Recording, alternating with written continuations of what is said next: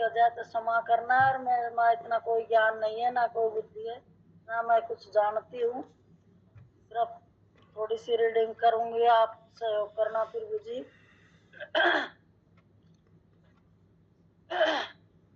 जगतशिला कृपाद की जय। अंतवंत में देहा नित्य संयुक्ता शरीर न अनासीनो अपरिमेयस्य तस्मादुदेस्य भारत।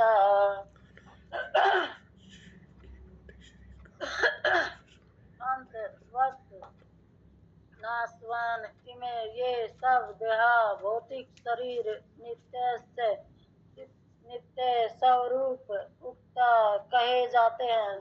शरीर देहधारी जीव का अविनाशी, कभी नाश न होने वाला, अप्रिय से न मापा जा सकने योग तस्मात् अतः युद्ध करो भारत, हे भरतवंशी। अविनाशी, अप्रमेय तथा शाश्वत जीव के भौतिक शरीर का अंत अवश्यंभावी है, अंत है। हे भारतवंशी, युद्ध करो। तो भगवान कृष्ण बोल रहे हैं कि ये शरीर तो अविनाशी है, इसका तो नाश होना है। भौतिक शरीर है ये, इसका अविनाशी होना है, और इसके लिए शोक मत करो। हे भरतवंशी, युद्ध करो। अर्जुन से बोल रहे भगवान कृष्ण। तात्पर्य,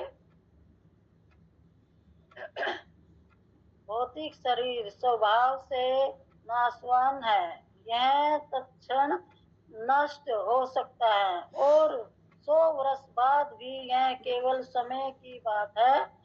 इसे अनंत काल तक बनाए रखने की कोई संभावना नहीं है। मतलब कि चाहे किसी की 100 साल बरस हो, कलयुग में तो ये है ही ना 100 साल कोई जीवे।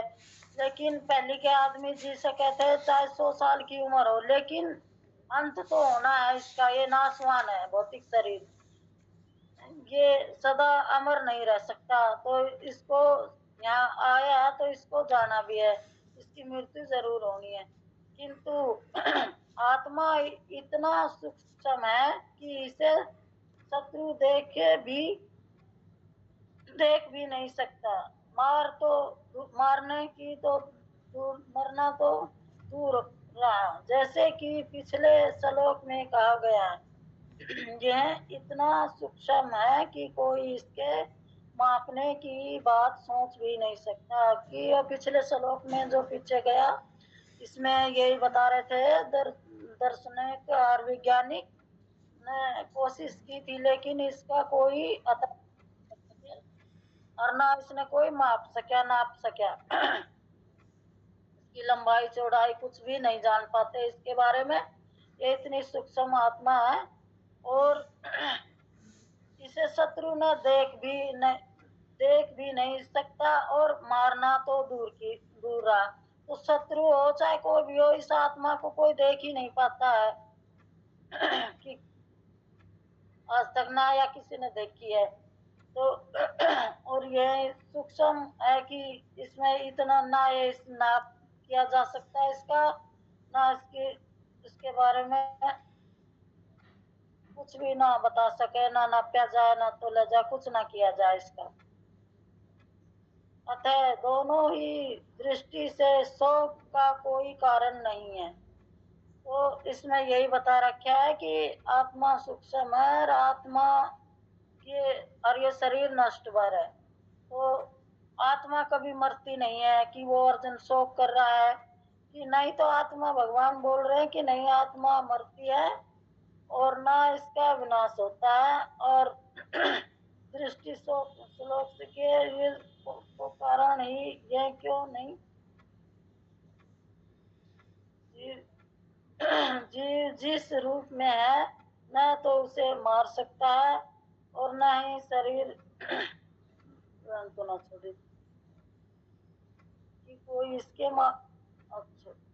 का कोई कारण नहीं है, क्योंकि जीव जिस रूप में है न तो उसे मार सकता है और न ही शरीर को कुछ समय तक या स्थायी रूप से बचाया जा सकता है कि कोई से मार भी नहीं सकता, मरा हुआ नहीं समझ सकता। मतलब कि जैसे हम कह देते हैं कि मर गया, लेकिन शरीर नष्ट होता है, आत्मा नहीं मरती कभी भी। और न इस शरीर को हम कब ज्यादा दिन तक रख सकते हैं, क्योंकि ये खराब हो जाएगा, सड़ जाएगा। ये ज्यादा दिन तक ये स्थायी रूप से बचाया जा सकता। तो ये नश्वर है। ये जैसे ही शरीर से आत्मा निकलती है, ये शरीर बेकार हो जाता है। पूर्ण आत्मा के सूक्ष्म कर्ण अपने कर्म के अनुसार ही यह शरीर धारण करते हैं। मतलब कि जैसे हम कर्म करेंगे वैसा ही हमें भगवान फल देगा। जैसा हमारा कर्म है उसके अनुसार हमें शरीर मिलेगा, उसके अनुसार हमें अगला शरीर मिलता है सूक्ष्म कर्ण कर्म के अनुसार। अतः धार्मिक नियमों का पालन करना चाहिए। वेदांत सूत्र में जीव को प्रकाश बताया गया है कि क्योंकि वह परम प्रकाश का अंश है, क्योंकि भगवान परम प्रकाश है और भगवान कृष्ण के अंदर से ही जो प्रकाश निकलता है, गोलोक में जो प्रकाश होता है वहाँ कोई लाइट वाइट नहीं है, वहाँ ये ना सूर्य है, वो तो भगवान के ही में से कितने सूर्यों का जितना प्रकाश निकलता है, भगवान का धाम भगवान के हृदय से प्रकाशित है। तो इसलिए ये हमको भी जो हम भगवान का अंश है, तो हमें भी ये प्रकाश का ये बताया गया है कि आत्मा जो अंदर हमारे शरीर के अंदर आत्मा है वो हमारे हृदय में प्रकाशित है। अगर वो निकल जाएगी तो हृदय में अंधेरा हो जाएगा और हम मृत हो जाएंगे, कि शरीर में बेकार हो जाएगा। आत्मा की वजह से ये शरीर प्रकाशित है। जिस प्रकार सूर्य का प्रकाश सारे ब्रह्मांड का पोषण करता है, उसी प्रकार आत्मा के प्रकाश से इस भौतिक देह का पोषण होता है। तो जैसे सूर्य सारे हर जगह हर कहीं भी हर जगह में प्रकाश देता है सूर्य, तो इसी तरह हमारी आत्मा के अंदर जब ये आत्मा है शरीर के अंदर तो ये प्रकाशित है और ये पोषण आत्मा का, शरीर का पोषण आत्मा है। तो उसी से ये हमारा शरीर चलता है, हम चलते हैं, फिरते हैं, खाते हैं, पीते हैं, मतलब हर कार्य करते हैं, आत्मा है। तो जैसे ही आत्मा इस भौतिक शरीर से बाहर निकल जाता है, शरीर सड़ने लगता है। अतः आत्मा ही शरीर का पोषक है। तो ये बताया था ना कि जैसे ही आत्मा शरीर से निकल जाएगी तो शरीर बेकार हो जाएगा। और जैसे कि हॉस्पिटल में कोई देह शरीर छोड़ देता है तो उसको बर्फ में रखा जाता है, नहीं तो वो बेकार हो जाता है, क्योंकि वहां लाने में थोड़ा टाइम लग जाता है। तो और यहाँ तो 1-2 घंटे में ही जैसे कह देते हैं बस उठाओ उठाओ उठाओ, कोई चाहे कितना ही जवान हो, कितना ही प्यारा हो, कैसा भी हो, लेकिन उसको ज्यादा देर तक कोई रखता ही नहीं है, चाहे वो कितना भी वो था, कितना प्रिय था, लेकिन कोई ज्यादा देर नहीं रखता है, क्योंकि उसका शरीर खराब हो जाता है। शरीर अपने आप में महत्वहीन है। इसलिए अर्जुन को उपदेश दिया गया है कि वह युद्ध करे और भौतिक शारीरिक कारणों के धर्म की बलि न होने दे। कि यही बता रहा है कि जो ये शरीर तो हमारा भौतिक है, इसके लिए शोक मत करो कि मेरे पितामह की मृत्यु हो जाएगी या मेरे गुरुदेव की मृत्यु हो जाएगी, द्रोणाचार्य की, या मेरे भैयों की मृत्यु हो जाएगी। तो ये भगवान बोल रहे हैं कि अर्जुन को कि उपदेश दिया गया है कि युद्ध करो, इन भौतिक शरीर के कारणों में धर्म को की बलि मत दो, कि ये तो भौतिक शरीर है, ये तो आगे बताएगा भगवान की ये तो मेरे द्वारा मारे गए, सिर्फ आप तो निमित्त बनाए गए हो। तो ये तो भौतिक शरीर है, ये तो एक दिन नष्ट होना है, इसके लिए धर्म की बलि मत दो। यही बताया प्रभु जी, मेरी समझ में तो इतना ही आया। और आप कोई भी भगत इसमें कुछ जोड़ सकते हैं, बता सकते हैं।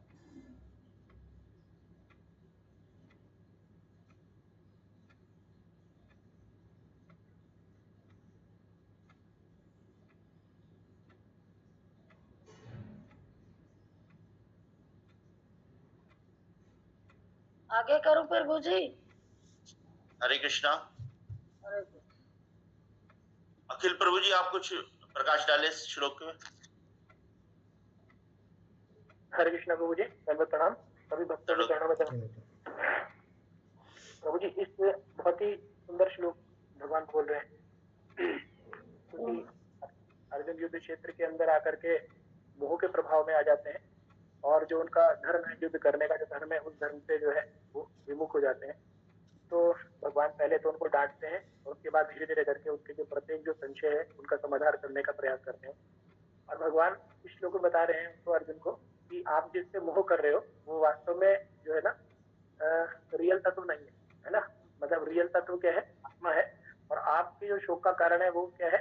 वो भौतिक शरीर। आप अपने आप को भी भौतिक शरीर मान रहे हो और जितने भी योद्धा सामने खड़े हैं उन सबको भौतिक शरीर मान करके आप व्यर्थ की चिंता कर रहे हो, क्योंकि ये शरीर जो है वो क्या है? सदा से मृत था।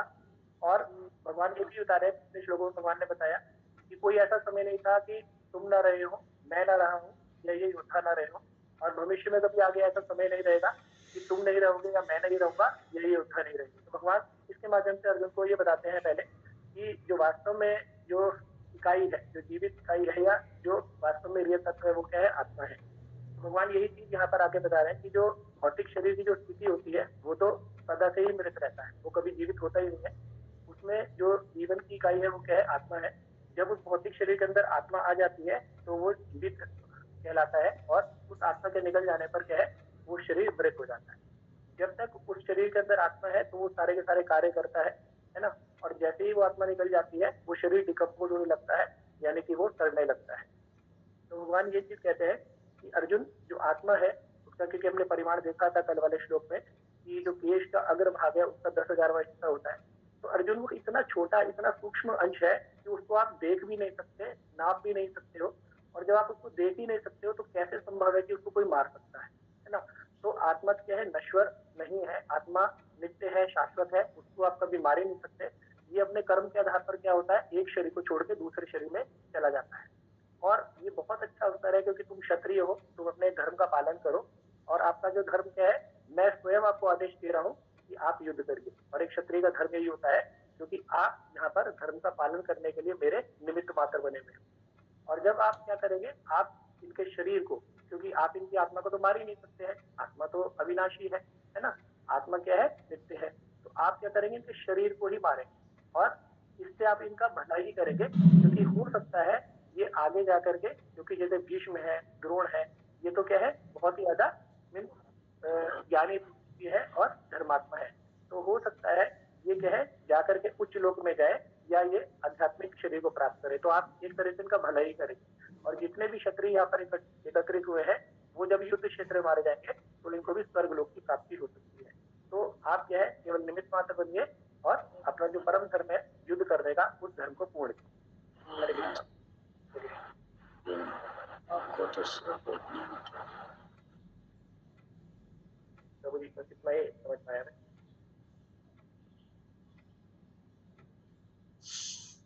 धन्यवाद प्रभु जी। और कोई भक्त कुछ ऐड करना चाहते हैं? तारकेश्वर प्रभु जी, हरे कृष्णा। हरे कृष्णा प्रभु जी, धन्यवाद प्रणाम सभी भक्तों को। प्रभु जी, वैसे सभी ने क्लियर कर दिया है इसमें, पर एक छोटी सी चीज़ मैं बोलना चाहूँगा। जैसे परसों सौभाग्य मिला कि महाराज आए हुए थे वहाँ पर, तो उनके लेक्चर को सुनने का अवसर मिला। तो उन्होंने एक सेंटेंस बहुत ज़्यादा अच्छा बोला है कि senses are the leader of soul of body. हमारी जितनी भी सेंसेस हैं, यहाँ पर अर्जुन की यही है, वो भी अपने सेंसेस और मोह माया के चक्कर में ना वो अपने कर्तव्य को भूल चुका है। और आत्मा एकदम बेचारी पीछे रह जाती है, जबकि आत्मा क्या है? अग्रम, सबसे आगे है। लेकिन यहाँ पर सेंसेस इतनी प्रबल हो जाती हैं। सेंसेस का मतलब हमारे हिंदी में क्या बोलेंगे प्रभु जी सेंसेस को? इंद्रिया हाँ, इंद्रियां। तो इंद्रियां हमारी इतनी ज़्यादा प्रबल हो जाती हैं कि आत्मा जो कि मुख्य है वो सबसे पीछे रह जाता है, और उनको तीनों तरफ से घेर के, पांचों तो आत्मा ये सेंसेस हो गई हमारी, और तीनों मन बुद्धि अहंकार उसको ऐसा घेर लेता है कि आज के समाज में अगर हम गीता को देखें कि जो गीता बोल रही है वो बिल्कुल आज के समाज वाले बोलेंगे कि तो बिल्कुल ही उल्टा बोल रही है, क्योंकि वो अपने शरीर पर इतना ज़्यादा ध्यान देते हैं और अपनी आत्मा पर ध्यान नहीं देते हैं बिल्कुल भी। तो भगवान यहाँ पर यही बोल रहे हैं कि ये जो बॉडी है, ये जो हमारा शरीर है, ये तत्क्षण नष्ट हो सकता है, कभी भी ये मृत्यु की तरफ जा सकता है, और ये भी संभव है कि 100 साल बाद भी हो, यानी कि मृत्यु निश्चित है, क्योंकि ये जहाँ हम रह रहे हैं ये क्या है, मृत्यु लोक है, और मृत्यु लोक में मृत्यु निश्चित है। तो एक ही चीज़ है, आत्मा इतनी सूक्ष्म है कि शत्रु इसे देख भी नहीं सकता, और साइंस आज तक इसकी मेजरमेंट कर भी नहीं पाई है, क्योंकि मेजरमेंट करने के लिए एक चीज़ का स्थिर होना ज़रूरी है, कुछ मिलना ज़रूरी है, तो ये मिल नहीं पाया। लेकिन फिर भी हमारे आचार्यों ने आत्मा के साइज को भी डिफाइन कर दिया है कि एक बाल के अग्रिम भाग का अगर हम 10,000 हिस्से कर डालें तो जो एक हिस्सा है वो इतना ज़्यादा सूक्ष्म है, वो एक बहुत बड़ी वेल मछली को भी कंट्रोल करता है, हाथी को भी करता है, और छोटे से छोटे जीव को भी वही कंट्रोल करता है। और हर शरीर का पोषण यही है। अभी हम यहाँ बैठ करके सभी बात कर रहे हैं, सिर्फ और सिर्फ ये हमारी आत्मा हमारे शरीर के अंदर विद्यमान है तो ही कर पा रहे हैं। अगर ये आत्मा हमारे शरीर में से निकल जाए तो ये एकदम धड़ाम से नीचे गिर जाएगा, इसकी एक्टिविटी पूरी बंद हो जाएगी। जैसे कठपुतली होती हैं, उनको कठपुतली वाला अपनी उंगलियों के इशारे पर नचाता रहता है, वो वैसे ही कूदती हैं, इधर उधर जाती हैं।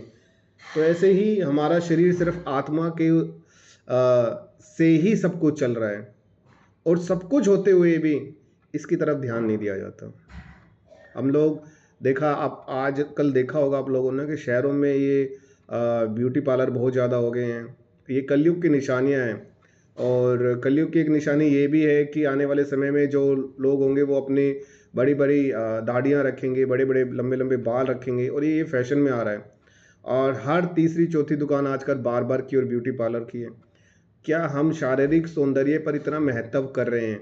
अगर उनसे किसी आत्मा के बारे में बात करी जाए तो आत्मा सिर्फ उनके लिए वही है कि किसी के मृत्यु पे चले गए और उन्होंने उनकी बॉडी को देख लिया और उनको ये लगा कि हाँ भाई ये जो है ना हमें सही कर्म करने चाहिए, और जैसे ही वो उसका अंतिम संस्कार करके वापस आते हैं उनके दिमाग से सब कुछ छूमंतर हो जाता है। हरे कृष्णा।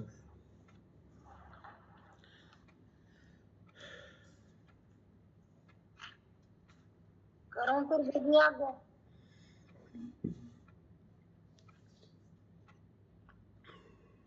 करिए माता जी।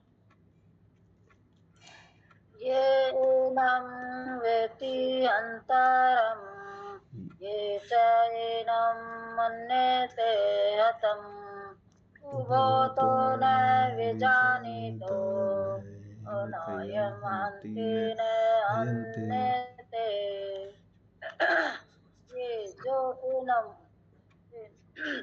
इसको विधि जानता है, अंतरम मारने वाला ये है, जो चाहे भी एनम इसे मन्यते मानता है, खत्म मरा हुआ उभो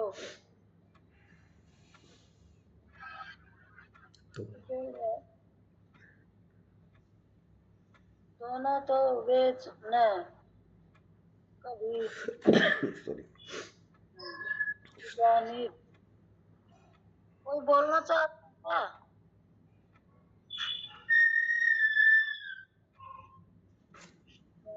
नहीं, कभी नहीं। हरे कृष्णा। सुंदर प्रभु प्लीज आप इसको म्यूट कीजिए।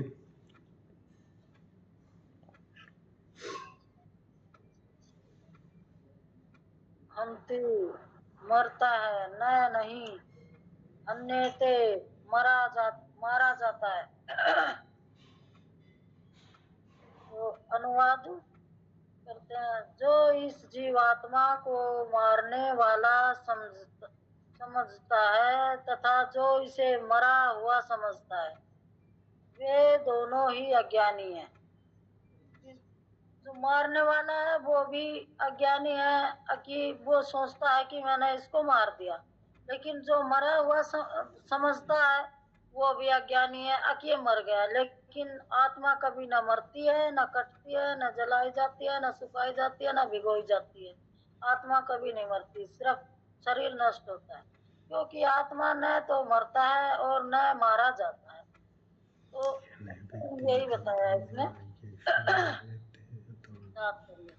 जब देहधारी जीव को किसी घातक हथियार से आघात पहुंचा जाता है तो यह समझ लेना चाहिए कि शरीर के भीतर का जीवात्मा मरा नहीं। तो ये है कि मतलब ये है कि आजकल दुश्मन बहुत ज्यादा हो जाते हैं, छोटी छोटी बातों पर ही थोड़ी सी कवासुनी जैसे ही हो जाती है आपस में, तो उसी में मरने कटने के लिए तैयार हो जाते हैं। तो कोई आघात से मतलब हथियार से, पिस्तौल है या चक्कू छुरी है, कुछ भी है, इनसे आघात करता है और वो ये तो वो शरीर को कष्ट देता है। और लेकिन शरीर के जो भीतर की आत्मा होती है वो कभी नहीं मरती। शरीर को ही कष्ट होता है, वो शरीर ही कोई वो काट पीट देता है, लेकिन आत्मा कभी नहीं मरती। आत्मा इतना सूक्ष्म है कि मतलब कि वो इतनी सूक्ष्म है, इतनी छोटी अणु में है कि वो किसी को दिखाई नहीं देती, कि इसे किसी तरह के भौतिक हथियार से मार पाना असंभव है। मतलब कि चाहे कैसे भी हथियार हो, कुछ भी हो, आत्मा को कोई नहीं मार सकता। ये न कभी मरती है, न कभी कटती है, न कभी इसको जलाया जाता है, न भिगोया जाता है, न सुखाया जाता है। मतलब इससे इसको कोई कुछ नहीं कर सकता।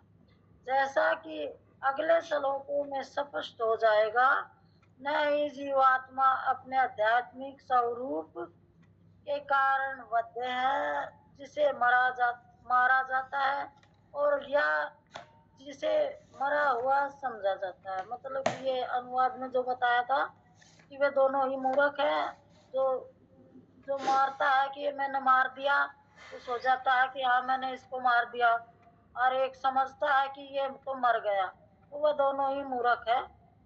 और न क्योंकि न शरीर ही नष्ट होता है, आत्मा न मरती है न कटती है, कुछ नहीं होता, नहीं मारा जाता।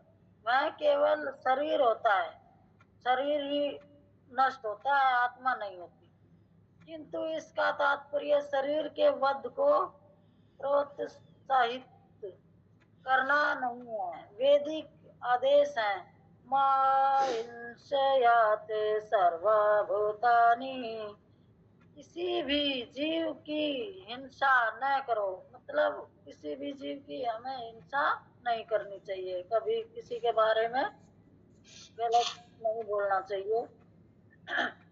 जीवात्मा अविद्या का अर्थ यह है कि पशु हिंसा को प्रोत्साहन दिया जाए। किसी भी जीव के शरीर की अंधिकार हत्या करना निध है। मतलब चाहे पशु हो चाहे इंसान हो, लेकिन हमारा ये कोई हक नहीं है कि हम किसी को मारे, किसी की हत्या करें। ये सिर्फ एक भगवान का ही है जो वो मार सकता है और जन्म भी देता है और मृत्यु भी देता है। ये हमारा कोई अधिकार नहीं है किसी की हत्या करने का। और राज्य तथा भगवत विधान के द्वारा दंडित ये है, किंतु अर्जुन को तो धर्म के नियम अनुसार मारने के लिए नियुक्त किया जा रहा है। मतलब कि ये है जैसे कि कोई राज्य के लिए लड़ता है या कोई अपनी संपत्ति के लिए लड़ता है, तो ये हमारे लिए वो नहीं है। ये भगवान ने कहा है कि अपने धर्म के लिए लड़ो। वो राज्य के वो जो भगवान अर्जुन से बोल रहे हैं कि अपने धर्म के लिए लड़ो, और धर्म के लिए अर्जुन को नियुक्त किया जा रहा है लड़ने के लिए। किया जा रहा है, किसी पागलपनवश नहीं, मतलब किसी पागलपनवश से नहीं, धर्म के लिए किया गया है कि तुम लड़ो, मारने के लिए किया गया है। वैसे तो कोई हक नहीं है, लेकिन अपना जो कोई है, कोई अपना जो हक छीनता है, तो उसके लिए हमने ये करना चाहिए कि अपना वो धर्म, वो उसका धर्म माना जाता है कि अपना जो कोई हक छीनता है तो उसके लिए हमारा लड़ना अनिवार्य है। इसीलिए भगवान भी अर्जुन को यही बता रहे हैं कि अपने धर्म के लिए, राज्य के लिए नहीं किया जा रहा है कि अपने धर्म के लिए लड़ो। हरे कृष्णा प्रभु जी।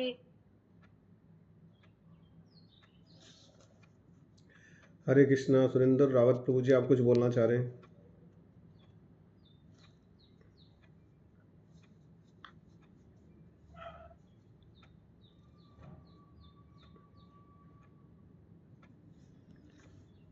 प्रभु जी अनम्यूट कीजिए आप।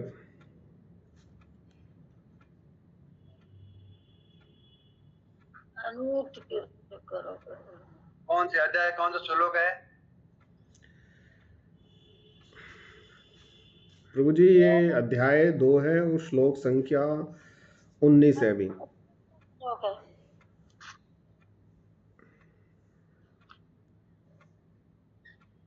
दूसरा अध्याय का 19वां श्लोक।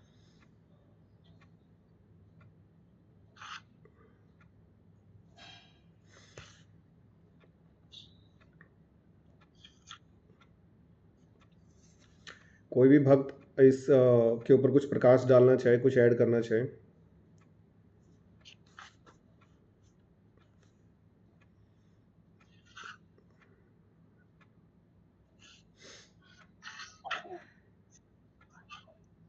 हरे कृष्ण प्रभु जी, सभी को दंडवत प्रणाम। हरे कृष्ण प्रभु जी, धन्यवाद, प्रणाम। प्रभु जी यहाँ मैं क्या आप थोड़ा अपना सा कैमरा जो ऑन कर सकते हैं? प्रभु जी है प्रभु जी, आप अपना कैमरा ऑन कर सकते हैं? हाँ जी, हाँ जी। हाँ जी प्रभु जी, बताइए। हरे कृष्ण प्रभु। हरे कृष्ण। जो मेरे उसमें समझ आया थोड़ा सा, 2 लाइन में उसका वर्णन करना चाह रहा हूँ। इसमें जैसे धर्म युद्ध का पालन के लिए हम धर्म युद्ध का, अगर जो ये धर्म युद्ध है तो उसका पालन करने के लिए या धर्म की स्थापना के लिए कोई युद्ध होता है तो कोई भी हिंसा नहीं है वो।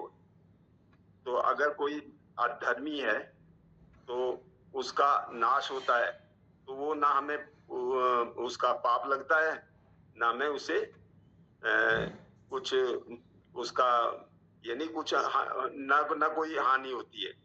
अगर कोई अपनी इंद्रिय तृप्ति के लिए करता है तो वो पाप होता है। तो इतना मैंने इससे थोड़ा सा एक, हाँ, जैसे कि हमारी माता जी भी बताती है, जैसे कि जो सैनिक है, ये फौजी जो, तो ये लड़ते हैं हमारी रक्षा के लिए, सारा दिन बॉर्डर पर खड़े रहते हैं, बॉर्डर पर। तो ये लड़ते हैं हमारे लिए, और ये तो उसमें भी यही बताया गया है कि ये भी सब स्वर्ग में जाएंगे, क्योंकि ये धर्म के लिए लड़ रहे हैं, अपने देश के लिए लड़ रहे हैं। जो भी कोई धर्म के लिए लड़ता है वो स्वर्ग में जाता है।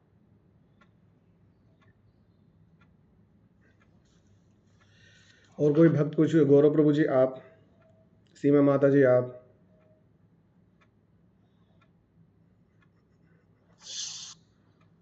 हरे कृष्णा प्रभु जी। इसमें यही बताया गया प्रभु जी कि जो देहधारी जो जीव है उसको, जो जीव है उसको किसी भी हथियार से आघात नहीं पहुंचाया जा सकता, लेकिन जो हमारा भौतिक शरीर है वो मृत समझा जाता है, और आत्मा इतनी सूक्ष्म कि उसे किसी भौतिक हथियार से मार पाना असंभव है, और ये आगे श्लोकों से संभव हो जाएगा। लेकिन यही तभी प्रभुपाद जी ये कहते हैं कि इसका अर्थ ये नहीं है कि आप किसी को भी जीव को अनायास वैसे ही मार दो या उसका किसी तरह से हत्या करने लग जाओ।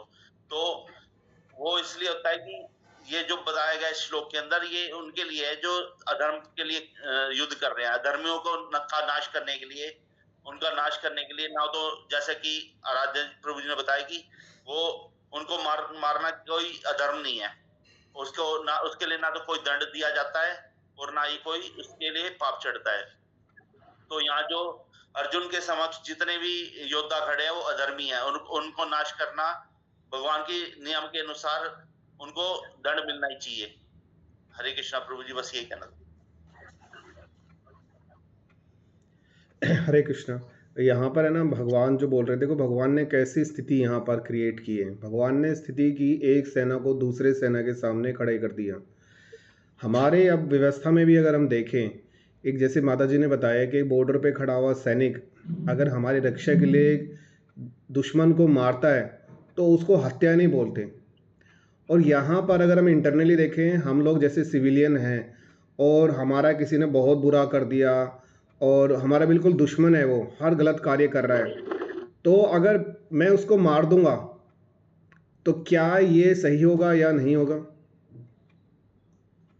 कानून की दृष्टि से मुझे ही पकड़ लिया जाएगा, चाहे मेरा कितना ही क्यों ना गलत किया गया हो। तो यहाँ पर भगवान ने एक ऐसी व्यवस्था बनाई जहाँ पर आने वाले समय में अराजकता भी ना फैले। तो युद्ध की ऐसी संभावनाएं बनी कि सभी पापियों का संहार उन्होंने युद्ध क्षेत्र में ही किया और कुरुक्षेत्र ही इसको चुना, क्योंकि जो कुरु के वंशज थे उन्होंने बहुत तपस्या की और उन्होंने अपने वंश के लिए कि उनका उद्धार हो भगवान से मांगा। तो उनको ये वरदान मिला कि जिनकी भी मृत्यु इस क्षेत्र में हो गई वो कम से कम स्वर्ग लोक तो जाएंगे। तो इसलिए भगवान ने इस स्थान को भी चुना, इस पवित्र स्थान को भी चुना। और यहाँ पर बताया गया माम हिंसायात सर्वभूतानि, किसी भी जीव की हत्या ना करो। तो किसी भी जीव की हत्या नहीं करनी चाहिए। हम ये देखते हैं कि बहुत सारे ऐसे आए हैं, अवतार आए हैं जिन्होंने हिंसा ही परम धर्म के बारे में ज्ञान दिया, लेकिन उनके अनुयायियों को अगर हम देखते हैं तो वो नॉन वेज की तरफ भी काफ़ी आकर्षित हैं। जो कि अगर हम बात करें चाइना की, जहाँ पे बुद्धिज्म इतना ज़्यादा फैला हुआ है, फिर भी हम देखते हैं वहाँ पर सब्जी की इतनी बड़ी मार्केट नहीं लगती होगी जितनी मीट की मार्केट वहाँ लगती है। और वहाँ पर भी हमारे इस्कॉन के डिवोटीज़ हैं, करीबन 15,000 है ऑल ओवर चाइना में। मतलब परसेंटेज भी अगर आप उसकी निकालोगे तो नाम मात्र 0.00 में चली जाएगी। और वो जो रह रहे हैं वहाँ पर, जहाँ पर नॉन वेज की डेफिनेशन ये है कि आपकी प्लेट में कुछ मूवमेंट होती रहे, वहाँ पर जो डिवोटीज रह रहे हैं, सोचो वो कितने बड़े सेक्रीफाइस और कितना बलिदान कर रहे हैं। तो देखा जाए तो वो उच्च कोटि के वैष्णव हैं जिनको भगवान ने ऐसी स्थिति के लिए चुना है कि आप यहाँ पर जाएं और वो डिवोशन दिखा रहे हैं वहाँ पर, अपना ना अपने कार्य कर रहे हैं। तो यहाँ पर अर्जुन को धर्म के नियम के अनुसार ही नियुक्त किया जा रहा है, किसी पागलपन वश के तहत नहीं। वो उसकी ड्यूटी है और वो उसे करना है कि तुम्हें ये युद्ध करना है और धर्म की स्थापना में भगवान की रक्षा करनी है। और भगवान इतने अपने भक्तों के वेल विशर हैं कि वो कार्य तो पीछे से खुद डायरेक्टर बनते हैं वो केवल, लेकिन हीरो बनाते हैं भक्तों को। पीछे से डायरेक्शन करते रहेंगे, बताते रहेंगे, मोटिवेट करते रहेंगे, लेकिन फ्रंट पे किसको रखेंगे? अपने भक्तों को रखेंगे।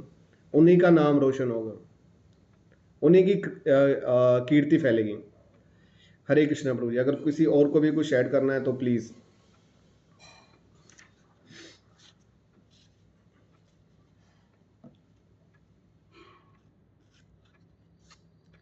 ठीक है माता जी, अभी टाइम है हमारे पास में, तो ये श्लोक तो वैसे बड़ा लंबा है लेकिन फिर भी आप कीजिए। थोड़ा बहुत कर लेती हूँ प्रभु जी। हाँ जी, हाँ जी माता जी। न जायते निर्यते वा कदाचित् न अन्नम भूत्वा भविता वा न भूये अधो नित्यः शाश्वतो अयं पुराणो न हन्यते हन्यमाने शरीरे न कभी नहीं जायते जन्मता न है, मृत्यते मरता है, वह ये कदाचित कभी भी भूत वर्तमान या भविष्य न कभी नहीं, अयम यह भूतवा होकर अभी भविता होने वाला वा अथवा न नहीं भूये अथवा पुनः होने वाला अजह अजन्मा नित्य नित्य शाश्वत स्थायी अयम यह पुराण सबसे प्राचीन न नहीं, अन्यते मारा जाता है, अन्य माने मरा जाकर शरीर में।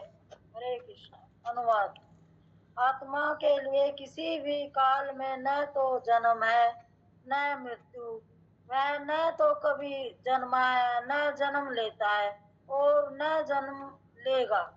वह अजन्मा नित्य शाश्वत तथा पुरातन है। शरीर के मारे जाने पर वह मरा नहीं जाता। तो यही बता रखा है इसमें अनुवाद में कि जो आत्मा जो है, यह आत्मा कभी जन्म नहीं लेती, क्योंकि आत्मा का कभी जन्म नहीं होता और ना ही कभी आत्मा की कभी मृत्यु होती है, क्योंकि अकेली आत्मा कभी जन्म लेती नहीं और न इसकी कभी मृत्यु होती। ये अजन्मा है। जब शरीर के अंदर ही आत्मा शाश्वत है, शरीर के अंदर ही आत्मा धारण करती है, चाहे वो कैसा भी शरीर हो, चाहे कुत्ता हो, बिल्ली हो, मनुष्य हो, कैसा भी हो, आत्मा उसी के अंदर विराजमान रहती है। लेकिन अकेले आत्मा कहीं जन्म नहीं लेती, न मृत्यु होती है उसकी, न जन्म होता है, और जन्म सिर्फ अजन्मा है, नित्य शाश्वत तथा पुराण। शरीर के मारे जाने पर वह मारा नहीं जाता। मतलब शरीर जब मर भी जाता है, शरीर तो मरता है तो नश्वर है, लेकिन आत्मा नहीं मरती, ये शाश्वत है, आत्मा कभी नहीं मरती। बात करिए। गुणात्मक दृष्टि से परमात्मा का अंश परम से अभिन्न है। तो जो भगवान परमात्मा कृष्ण भगवान का जो अंश है वह परम से अभिन्न है। तो वह शरीर की भांति विकारी नहीं है। कभी कभी आत्मा को स्थायी या कहा जाता है। शरीर में 6 प्रकार के रूपांतर होते हैं। वह माता के गर्भ से जन्म लेता है। तो मतलब 6 ये परिवर्तन होते हैं कि गर्भ में आता है, फिर वो शिशु होता है, छोटा सा बच्चा, फिर वो थोड़ा और बड़ा होता है, फिर वो और बड़ा होता है, ऐसे फिर वो जवान होता है, फिर वो वृद्ध हो जाता है, उसमें बुढ़ापा आ जाता है। इसीलिए शरीर में परिवर्तन होता है। गर्भ से जन्म लेता है, कुछ काल तक रहता है, मतलब इस धराधाम पर कुछ काल तक रहता है और कुछ परिणाम उत्पन्न करता है, धीरे धीरे क्षीण होता है और अंत में समाप्त हो जाता है। मतलब कि धीरे धीरे उसका शरीर फिर होता जाता है और वो फिर समाप्त होता है। जब अपने जीवन में वो कार्य भी करता है, परिणाम उत्पन्न भी करता है, मतलब अपने भौतिक शरीर में सभी कार्य करते हैं, जैसे कि पालन पोषण अपने परिवार का, बच्चों का सभी करते हैं। तो ये भौतिक शरीर में आकर तो ये करता है और फिर वो धीरे धीरे समाप्त हो जाता है। किंतु आत्मा में ऐसे परिवर्तन नहीं होते। आत्मा में ऐसे परिवर्तन नहीं होते, क्योंकि आत्मा तो एक सूक्ष्म है, ना वो बढ़ती है, ना वो घटती है, ना वो मरती है, ना वो कटती है। मतलब आत्मा का साइज एक ही समान है, वो बढ़ती घटती नहीं है, उसका कोई परिवर्तन नहीं होता। आत्मा अजन्मा है, किंतु चूंकि वह भौतिक शरीर धारण करता है, अजन्मा और भौतिक शरीर में ही आत्मा विराजमान होता है, भौतिक शरीर धारण करता है, अतः शरीर जन्म लेता है, आत्मा न जन्म लेता है न मरता है। मतलब कि मैं ये अनुवाद में बताया था कि आत्मा शरीर में ही जन्म आत्मा आती है, चाहे वो शरीर किसी चीज का भी हो, मनुष्य का हो चाहे किसी का भी हो, शरीर में ही आत्मा विराजमान होता है। आत्मा और न आत्मा कभी मरती है न जन्म लेता है। आत्मा आत्मा शरीर के अंदर ही रहता है, नहीं मरता है। जिसका जन्म होता है उसकी मृत्यु भी होती है। जो इस धराधाम पे आता है इसमें तो भौतिक शरीर में, भौतिक संसार में, तो उसका जन्म हुआ है तो उसकी मृत्यु तो निश्चित है। लेकिन कोई आज तक ऐसा अमर नहीं हुआ है, उसको तो जाना ही पड़ता है एक दिन। और चूंकि आत्मा जन्म नहीं लेता, अतः उसका न तो भूत है न वर्तमान है। मतलब न उसका कोई भूत है न उसका कोई वर्तमान है। उसका कोई वर्तमान ही नहीं है आत्मा का। वो तो शरीर में धारण करता है। यह भविष्य, यह नित्य शाश्वत तथा सनातन है। वह नित्य शाश्वत तथा सनातन है। आत्मा का वर्तमान नहीं है, तब वह सदा नित्य शाश्वत तथा सनातन है। अर्थात उसके जन्म लेने का कोई इतिहास नहीं है। हम शरीर के प्रभाव में आकर आत्मा के जन्म मरण आदि का इतिहास खोजते हैं। मतलब कि जब शरीर में आ जाती है आत्मा, तो शरीर के अंदर आती है, तभी वो आत्मा के जन्म मरण आदि का इतिहास खोजते हैं। माँ की आत्मा मर की शरीर मर गया तो ये हुआ, लेकिन आत्मा कभी नहीं मरती, शरीर नष्ट होता है। बोलते हैं देखो, आत्मा शरीर की तरह कभी भी वृद्ध नहीं होती। न तो आत्मा कभी, आत्मा में कभी मतलब ये छह, जैसे शरीर में 6 परिवर्तन बताया है, तो आत्मा में ये नहीं है। न आत्मा बढ़ती है न घटती है, न बचपन है न बुढ़ापा है, कुछ नहीं है आत्मा में। आत्मा तो एक समान ही रहती है। तथा अतः तथाकथित विद पुरुष भी अपने में बाल्यकाल या युवावस्था जैसी अनुभूति पाता है। तो ये वृद्ध पुरुष ये भी बाल्यकाल और या युवावस्था जैसी अनुभूति पाता है। मतलब कि बचपना कि मैं कभी जवान था, कभी बाल्यपन था, कभी जवान था, तो ये अनुभव कर पाता है, वो अनुभव करता है अपने लिए। शरीर के परिवर्तनों का आत्मा पर कोई प्रभाव नहीं पड़ता। शरीर परिवर्तन करता रहता है, बचपन आता है, फिर जवान होता है, फिर और जवान होता है, फिर बुढ़ापा आता है, फिर वो आखिरी में समाप्त हो जाता है। तो आत्मा कभी परिवर्तन नहीं करती, आत्मा एक समान रहती है। आत्मा वृक्ष या किसी अन्य भौतिक वस्तु की तरह क्षीण नहीं होता। मतलब जैसे कि भौतिक शरीर तो क्षीण हो जाता है, वृक्ष भी क्षीण हो जाता है, लेकिन आत्मा कुछ नहीं होता। आत्मा का कोई कुछ बिगाड़ ही नहीं सकता, वो तो सदा अमर रहती है।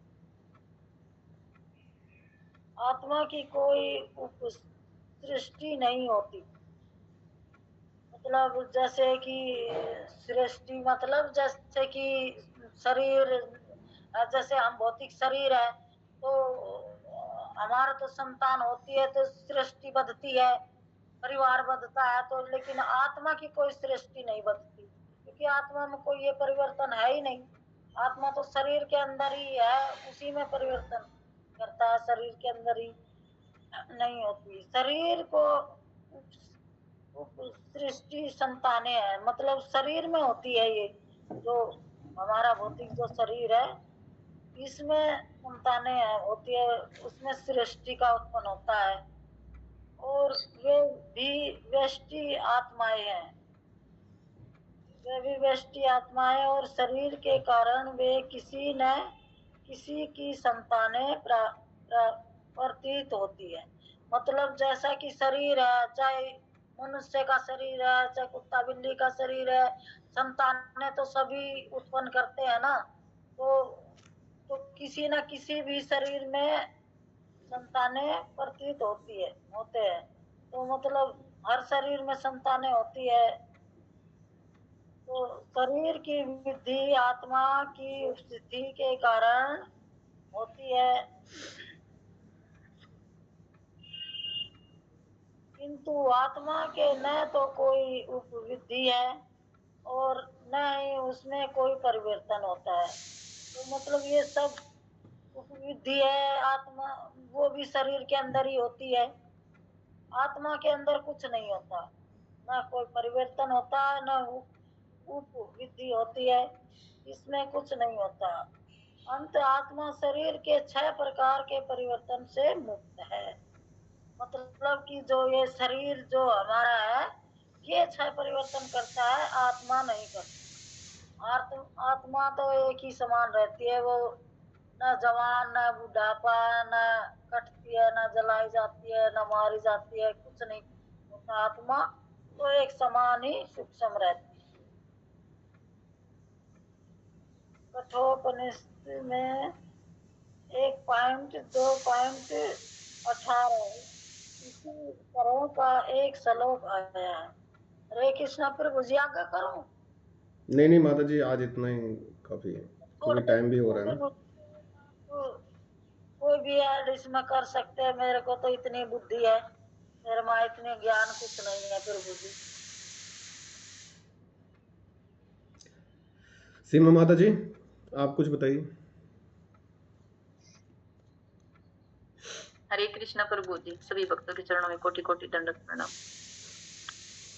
ये श्लोक भी इम्पोर्टेंट है प्रभु जी, याद करने वाला है, ठीक है, तो याद कर लिया। तो ये इसमें यही बताया गया माता जी को बोल दिया कि माता जी बोलो, तो माता जी ने याद दिला दिया कि ये इम्पोर्टेंट है, इससे पहले नहीं आपने याद दिलाया। नहीं, वो मैं बताती ना प्रभु जी, माता जी पढ़ रही थी तो इसलिए। तो इसमें प्रभु जी जो है आत्मा और शरीर के बारे में बताया गया कि जो है आत्मा में यह कोई परिवर्तन नहीं होता, लेकिन जो शरीर है इसमें 6 परिवर्तन होते रहते हैं। और जो आत्मा है वो तो उसका न तो कभी जन्म हुआ और न ही उसकी कभी मृत्यु होगी, ना कभी जन्म लिया है और न ही उसकी कभी मृत्यु होगी। और वो है अजन्मा है, नित्य शाश्वत और पुरातन है। मतलब ये है जो सबसे आत्मा जो है, शरीर है जो वो नश्वर है और आत्मा जो है शाश्वत है। और जब शरीर के मरने पर भी जो है आत्मा को मारा नहीं जा सकता। शरीर मर जाता है लेकिन आत्मा वो है शरीर को छोड़कर दूसरा नया भौतिक शरीर धारण कर लेती है। गुणा दृष्टि से परमात्मा अणु परम से अभिन्न है, कि यानी कि जो है हम भगवान के अंश हैं, तो हम जो है गुणों में तो उनमें भगवान के गुण हमारे अंदर भी हैं क्योंकि हम उनकी संतानें हैं। लेकिन जो है गुणों में जो है भगवान में ज्यादा गुण है और हम उनमें से कम गुण हैं। जैसे भगवान की है वो हमारे, और आत्मा जो है स्थायी या कूटस्थ कहा जाता है, कि आत्मा को जो है कभी कभी आत्मा को कूटस्थ कहा जाता है। और जो शरीर में जो 6 परिवर्तन होते रहते हैं, जन्म लेता है, फिर थोड़ा सा बड़ा होता है, जैसे वो था ना युवावस्था से बाल्यकाल से युवावस्था से वृद्ध अवस्था की ओर अग्रसर रहता है और फिर मृत्यु को प्राप्त हो जाता है। लेकिन जो है आत्मा में कोई भी परिवर्तन नहीं होता।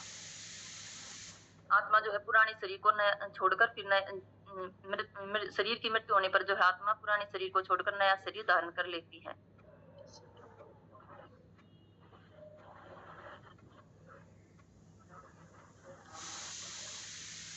और जो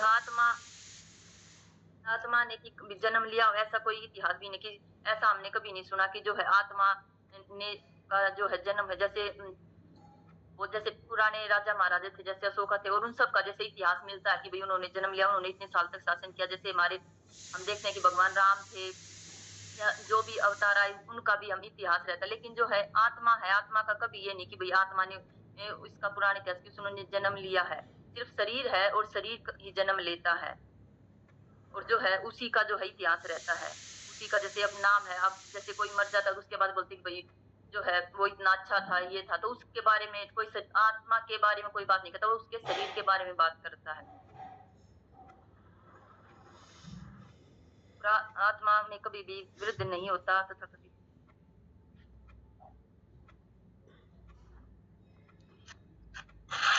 हरे कृष्णा प्रभु जी, बस इसमें यही बताया कि जो है शरीर और आत्मा में ही अंतर बताया गया है कि जो है आत्मा जो है वो शाश्वत है और जो शरीर है नश्वर है, उसमें 6 परिवर्तन होते हैं, लेकिन आत्मा में परिवर्तन नहीं होते। हरे कृष्णा प्रभु।